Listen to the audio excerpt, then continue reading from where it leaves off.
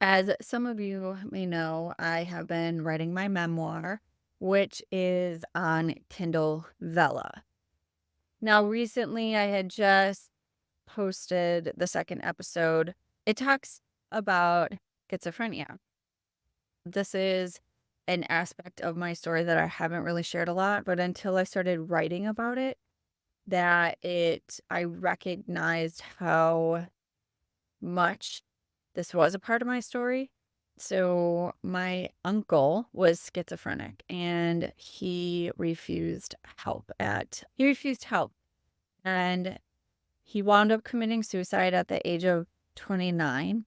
And so this part of my story goes into mental health stigma, what seeking help looks like for me at the age of 5 and living with somebody that was schizophrenic was very unsettling. For a 5-year-old, I knew that there was violent tendencies as he had made threats as such, and this had really disrupted my sense of safety. Everything was very tiptoed. It was like walking on eggshells, and it really brought a sense of like, when is the next shoe gonna drop? And I never recognized, even just in that short amount of time that he was in my life, it really set the foundation for so many things in life. When he committed suicide, I questioned the Catholic Church and the way that they perceive suicide because I knew that he was not mentally fit. I knew he wasn't in his mind, in his right mind, that, like, how would he go to hell? Why would that happen? And then that brought in and led to the thoughts of, like, babies that are dying before they were baptized, like, why would they go to hell? That makes no sense. And so, really, his death changed my mom's trajectory for sure. Mine my mom wound up becoming a neuropsychologist to help people like her brother. And, I mean, this was really, like, the start of why I started questioning anything in church and religion and really how I also encountered stigma at such a young age because it wasn't something that anybody talked about. Nobody knew what to say when you're like, "My uncle committed suicide," or nobody really knew how to approach my mom or my grandma when they would share these things, and so I began learning at a really young age, like, the shame around mental health, the stigmas around, like, saying anything and making other people uncomfortable because you're bringing up real life experiences, and because other people don't know how to respond to some things, it's dense. It's something that is very, like, people become uncomfortable because they don't know how to respond, and so therefore, people don't bring it up because they don't wanna make people uncomfortable, or they don't want people to feel like, "Oh, she's gonna talk about that again," and so people just shush they shush themselves and tell themselves it's not a big deal, that they don't talk about it, and so they put their selves and their story in the dark so they don't make other people uncomfortable. Other people's comfort become more of a priority than the actual things that they are experiencing. And now, while my mom and my grandma never shared that outright to me, right? It was something that I took on.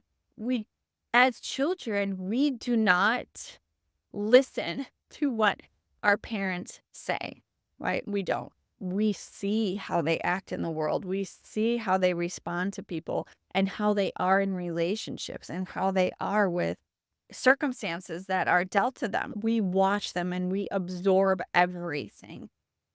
And so if they are giving us mixed signals of what they are saying and what they are doing is not lining up, we begin to have this inner conflict. And this is really where a lot of our programming or a lot of our ego, our mind constructs come in, where what we want to say, how we want to live is very different than how we actually are because we were taught that it's not okay to actually share what we're feeling, that it is okay to hide and to not that our feelings are not worthy. Our voice isn't worthy because it makes other people uncomfortable. So you just be quiet. So you just take it in and you create shame and stigma around.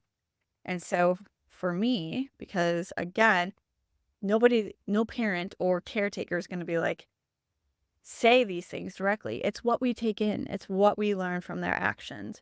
So at that young age, this is really where I noticed that what I'm experiencing in my life, because at that age, I would also be very open. And I was then redirected. That's not really something you talk about. And so I learned at a young age that what you're experiencing in life is not really meant to be talked about, that because it's uncomfortable for others, that it's not really something we talk about. And so that's why I'm sharing my story, because I want to open that up. Hey, guess what? It does matter. And all of those things that you haven't shared with people are waiting to be shared. All of those seemingly insignificant moments that you have kept to yourself because you haven't wanted to make other people uncomfortable or because you felt people wouldn't understand, those are barriers to your truest expression, and those are fragmented pieces of your being, of how you're wanting to live in life. Those are things that are keeping you in perpetual cycles. And so that is why I do what I do. I share how I share in ways that maybe make people uncomfortable. But I feel that is exactly where we are meant to go. And also, I'm tired of worrying about if I'm making people uncomfortable or not, because my voice wants to be shared no matter how people receive it. And so I do invite you to check that out. The episode is in the link. And if you can today, take some time and think about maybe what are some things that you haven't shared or that you have kept to yourself that maybe want to be shared.